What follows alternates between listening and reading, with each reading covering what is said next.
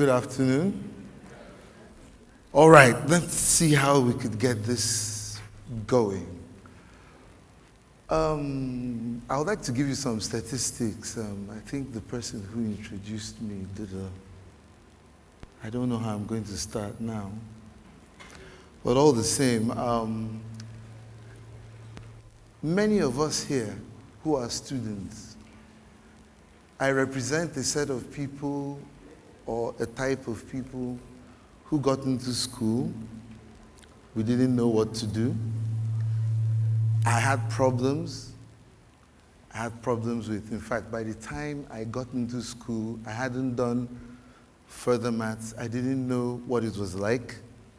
So when you're trying to get a grasp of what is going on in school, you're moving from one lecture theater to the other, and it was bad.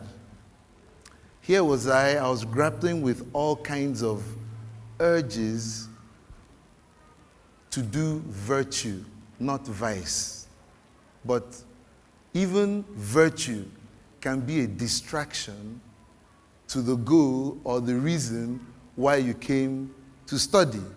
So this time around, I had an unquenching desire to play the organ, and I didn't have an idea.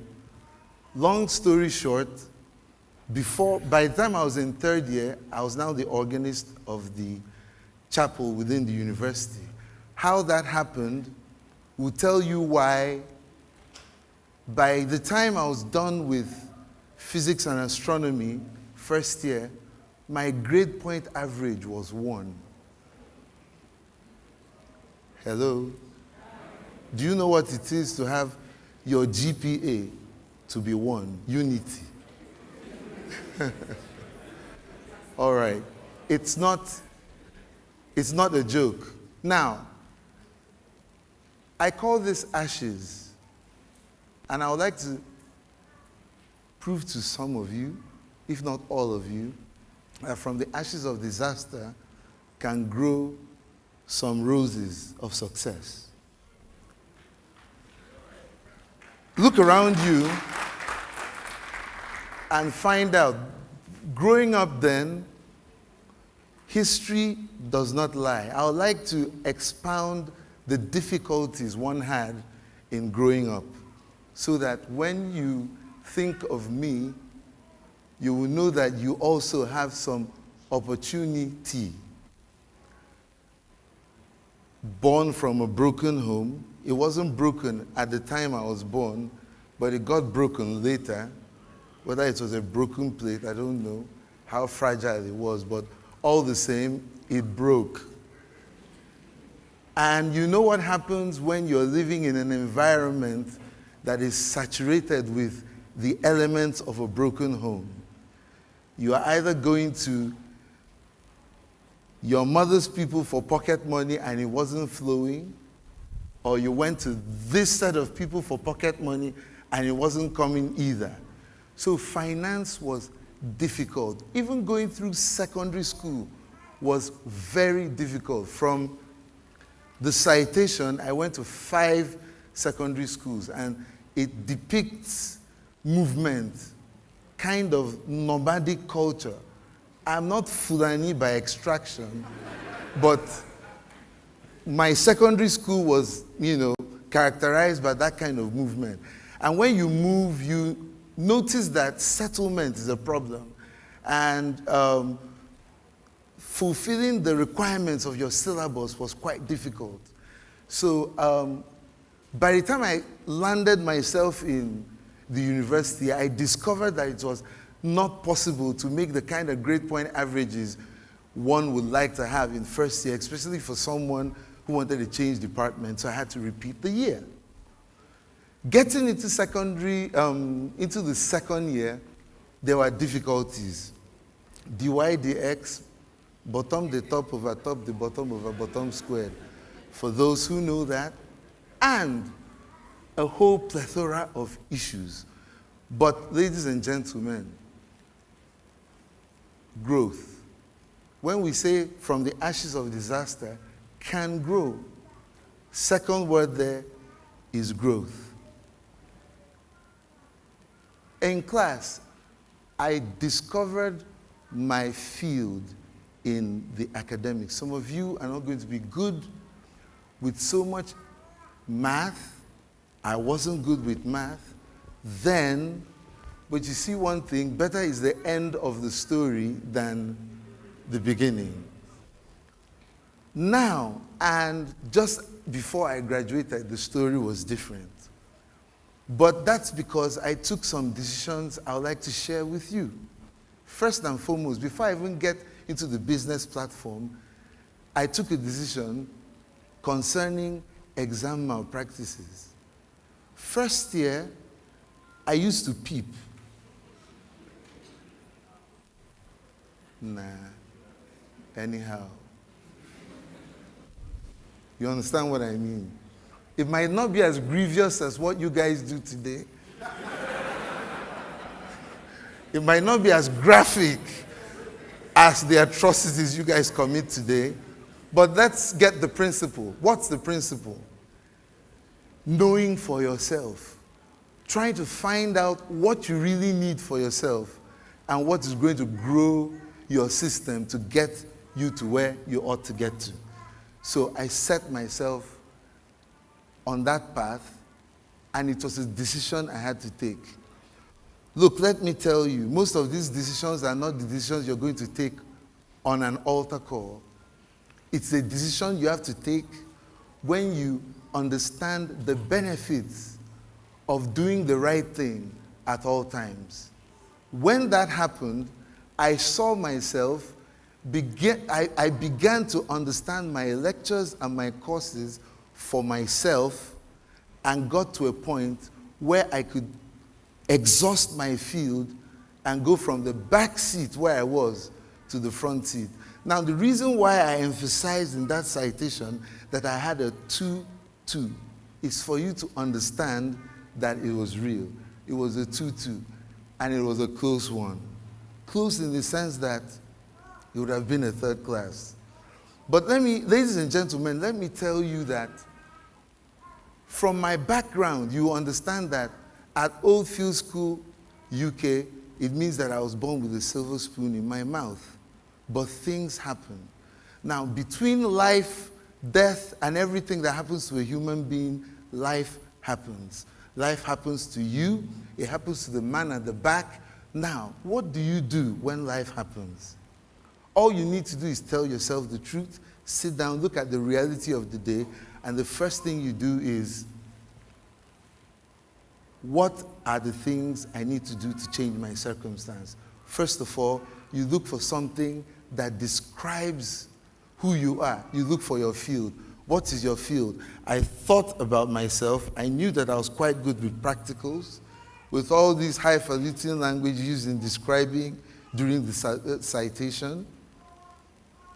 I built things. All my practical courses were alphaed. Strengthening, making sure those strengths were great. And then I also had some other things that I had to do on the side. Now, I'd like to point out to you, look at us here seated.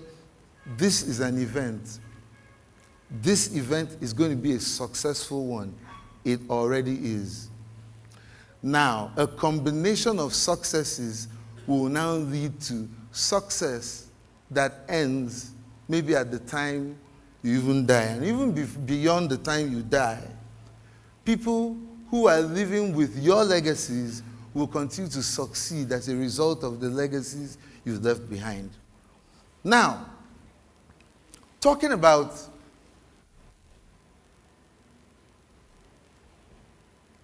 I would like to talk about 4Ds at this point in time.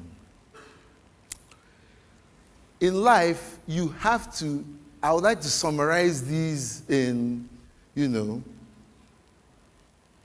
a set of words that I would like you not to forget. The first D I would like to talk about is dedication. What are you doing, and how dedicated are you at doing what you do? First and foremost, are you doing what you're doing because somebody else is doing it?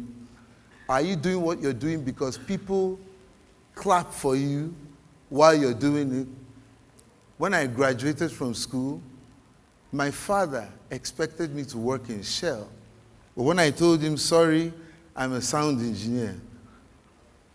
In fact, while I passed my kindred way back in the village, some people told me in Igbo,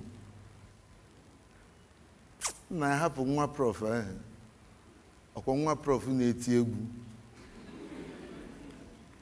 For those who don't understand that, it was spoken in derogatory form, trying to describe me.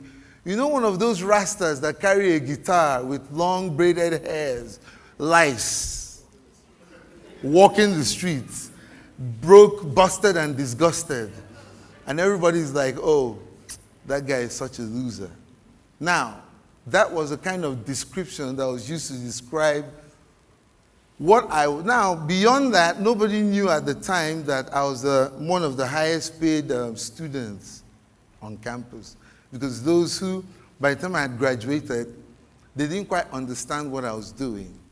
But we kept on keeping on and moving that brand of doing high quality sound excellence. I hope you like the sound here, do you? Hello? Do you like the multimedia? I hope you love the lighting. Hi. So, doing that is where we are talking about how dedicated are you to what you're doing. What you're doing, is it your field, or you started a pure water company because the next person beside you started the same company? Or you learned that medical doctors are quite successful at what they do or what they did, and then you decided to study medicine? What drives you? What puts you on the track for pursuit? What do you pursue?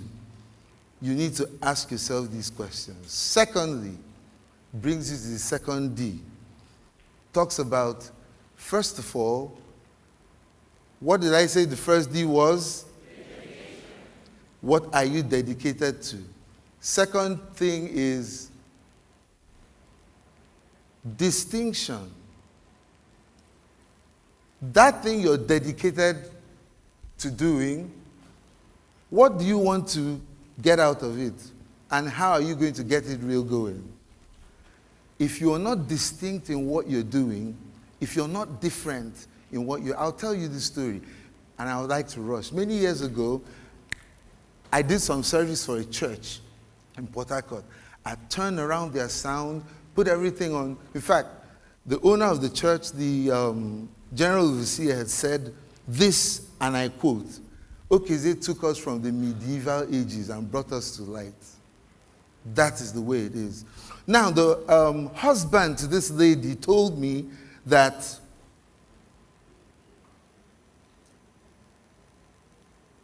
Okezie would like to do some things with you, and my mind was drifting. This guy is the richest oil servicing guy in Port Harcourt. In fact, his company is #1, indigenous. This guy is so rich. In fact, he's the second highest shareholder in Owando. Amidst so much that he has. He's got oil blocks, but let me put it at that. Let me just stop there. So I sat down with this guy and told him, look, I needed money. I needed money to finance my dreams. I needed money. At that time, I was already doing stuff. I was, successful. Like I said, it's a journey. So pictures of success, upon success. I had just done his church, and I was impressed with myself. I told him, look, I've got this thing. I have to do this thing for governors, for all these programs, big programs. Then I wasn't that big yet, So he told me, all right, you need money?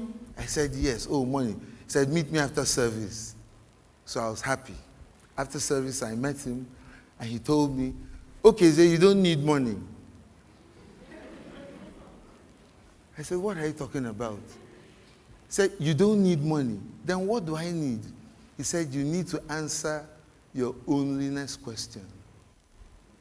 So I now asked him, what is the onlyness question? He said, there's something you do. I know you do it very well.